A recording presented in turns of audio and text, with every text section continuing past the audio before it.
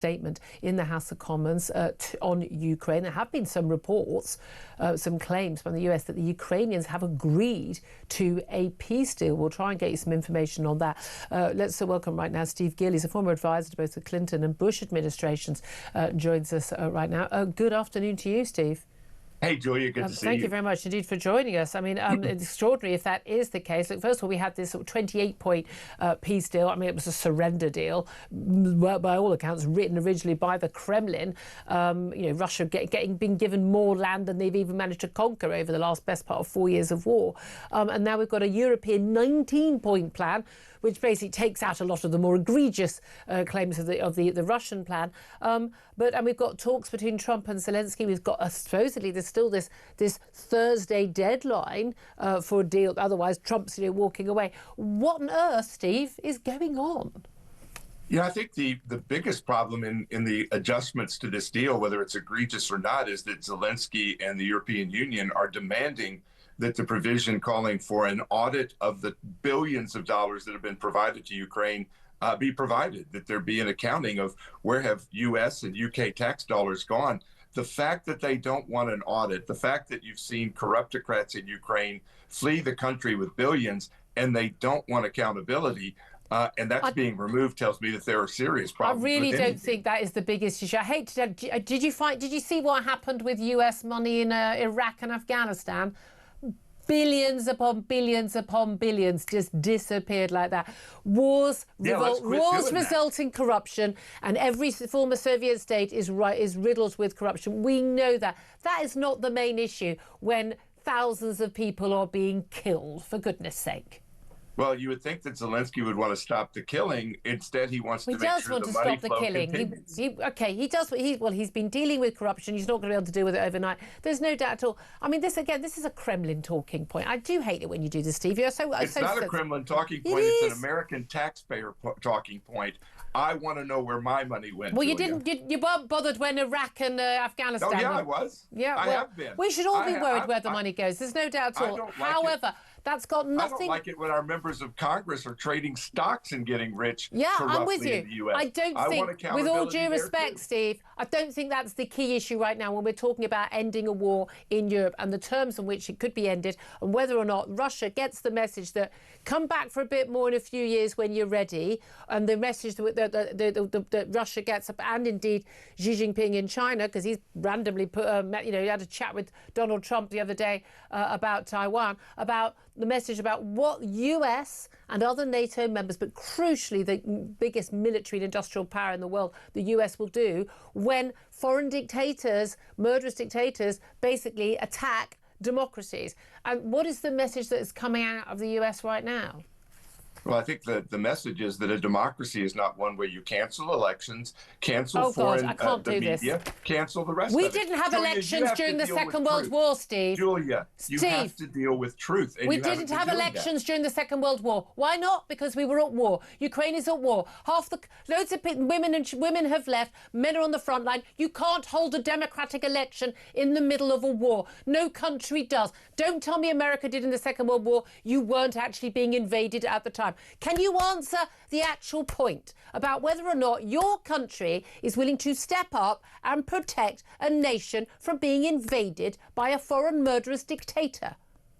I think that the Europeans, when Boris Johnson says Britain's going to start sending troops on the ground, when Macron and Germany put bodies on the ground in Ukraine, then you can talk to us. When you won't defend your neighborhood, then you can talk to us. I agree with you. And Donald Trump was absolutely right. This is an issue for the Europeans. And he was right in 2016 when he said the EU members of the NATO weren't spending enough. I couldn't agree with him more on that. And I said so at the time. But no one is actually, and the Ukrainians are quite clear, they say we don't need, NATO troops on the ground. We don't need US, British, French, German troops on the ground. We've got our own men who are fighting valiantly on the front lines. We need the weaponry, we need the support, we need Russia's oil and gas billions to be turned off completely. That's what they need. Is America willing to help to do that? Or is your president just too in hock to Vladimir Putin? I don't think there's anything that indicates, other than the Trump derangement crew, that thinks President Trump is answering to Vladimir Putin. And by the way, Julia, the United States had an election during our Civil War and reelected Abraham Lincoln. So you can hold elections. You weren't being invaded by a foreign force. Well, those of us in the southern United States think we were. Well, but there you are. I mean, seriously. The thing about Donald Trump's relationship with Vladimir Putin is when Donald Trump sees Israel very, very clearly. He did a peace deal there. Now, whether that holds is one matter or another. We don't know whether it will hold. But he got those hostages who were being tortured and starved in tunnels back. And all credit to him for that. He does seem to have a blind spot when anything involves Vladimir Putin. It's been very, very clear. Often he will come round to the idea about how we need to support Ukraine. Then there's a phone call from Vladimir Putin, or there's a meeting with him, and he changes his tune. There are many people I know who are actually quite big fans of Donald Trump, and certainly, like me, were of the view that he was definitely the better option at the last US presidential election over Kamala Harris, but also still think that, yeah, he seems to have a view of Vladimir Putin that is not borne out by the facts, and that Vladimir Putin is a very dangerous man and he needs to be put back in his box and not someone who can be trusted.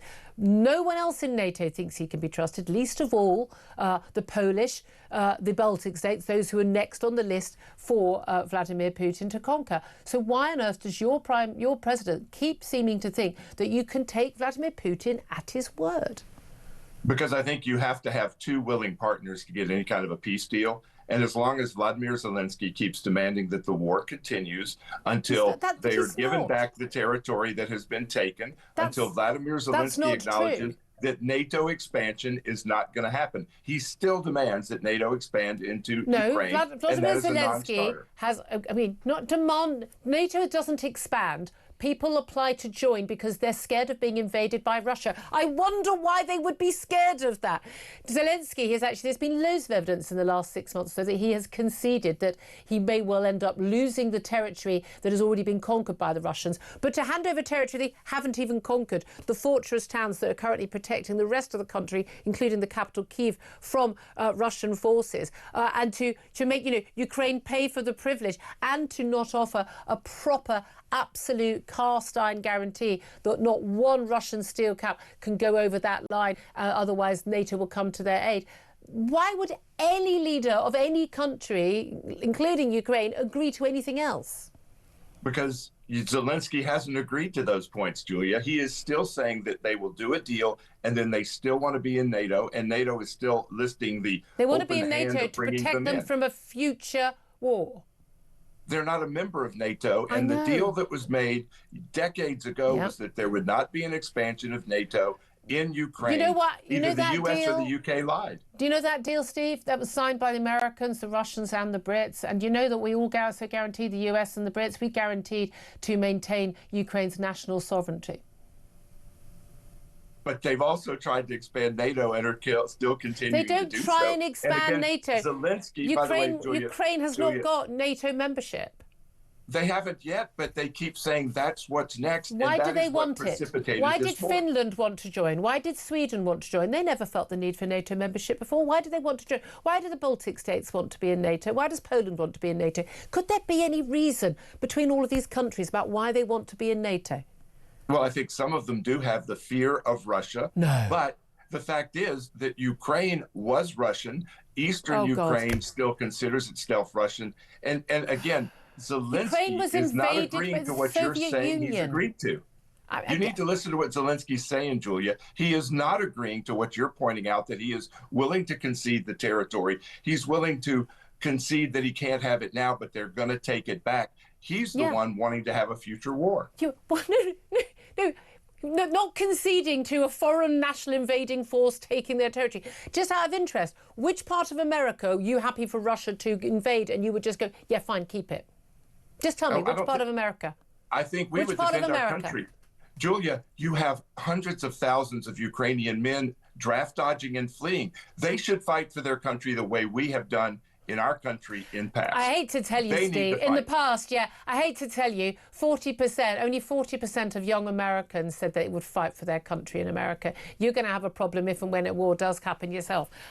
People flee conscription. Julia, we have enough guns in the South. We can stave off anybody that wants to come here. We have guys that sit in trees deer hunting for 8 hours, hoping to shoot at stuff. I don't think the U.S. has to worry about a military invasion. Unfortunately, we allowed an illegal alien invasion. how nice for you. But I think the people of Ukraine, and certainly in eastern Ukraine, might feel rather differently. Steve, whenever we talk to you about this, genuinely, I may as well just call the sodding Kremlin and get them on air. Former advisor to Clinton and Bush administration, Steve Gill. Tom Slater, help me out, for the love of God.